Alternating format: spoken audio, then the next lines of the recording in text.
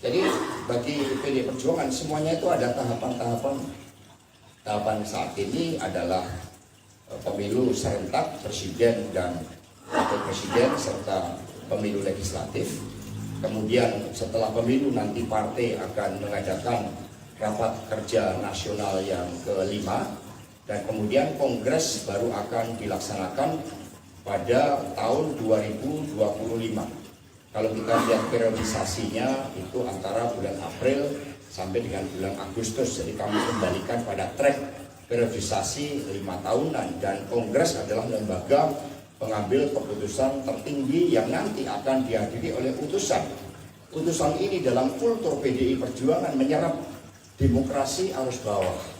Dan di dalam demokrasi arus bawah itu menempatkan Bung Karno dan keluarga, khususnya Ibu Megawati Soekarno Putri, tidak hanya sebagai pendiri dari PDI Perjuangan, tapi Ibu Megawati Soekarno Putri terbukti juga mampu melakukan suatu langkah-langkah konsolidasi kepartean, mampu menghasilkan pemimpin-pemimpin yang berkualitas dari tingkat kabupaten kota, provinsi hingga tingkat nasional, seperti halnya Presiden Jokowi. Sehingga terkait dengan ketua umum partai itu sepenuhnya berada di tangan kongres, di mana dari bacaan yang kami lakukan setelah rapat kerja nasional memang menempatkan Ibu Megawati Soekarno Putri sebagai sentral.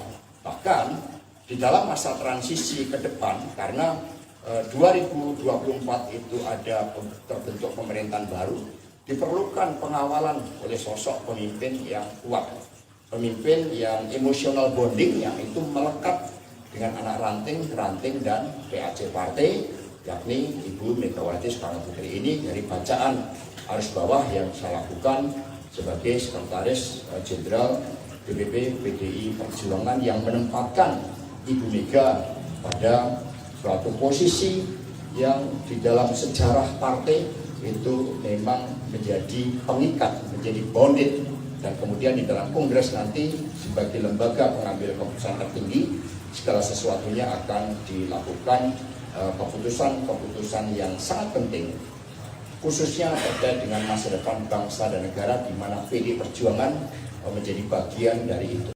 Jadi bagi PD Perjuangan semuanya itu ada tahapan-tahapan. Tahapan saat ini adalah pemilu serentak presiden dan wakil presiden serta pemilu legislatif. Kemudian setelah pemilu nanti partai akan mengadakan rapat kerja nasional yang kelima, dan kemudian kongres baru akan dilaksanakan pada tahun 2025.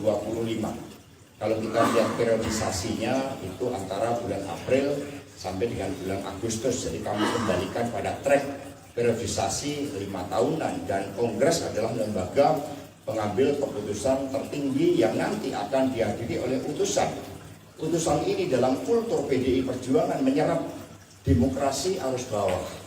Dan di dalam demokrasi arus bawah itu menempatkan Bung Karno dan keluarga, khususnya Ibu Megawati Soekarno Putri, tidak hanya sebagai pendiri dari PDI Perjuangan, tapi Ibu Megawati Soekarno Putri terbukti juga mampu melakukan suatu langkah-langkah konsolidasi kepartean, mampu menghasilkan pemimpin-pemimpin yang berkualitas dari tingkat kabupaten kota, provinsi hingga tingkat nasional, seperti halnya Presiden Jokowi. Sehingga terkait dengan ketua umum partai itu sepenuhnya berada di tangan kongres, di mana dari bacaan yang kami lakukan setelah rapat kerja nasional memang menempatkan Ibu Megawati Soekarno Putri sebagai sentral.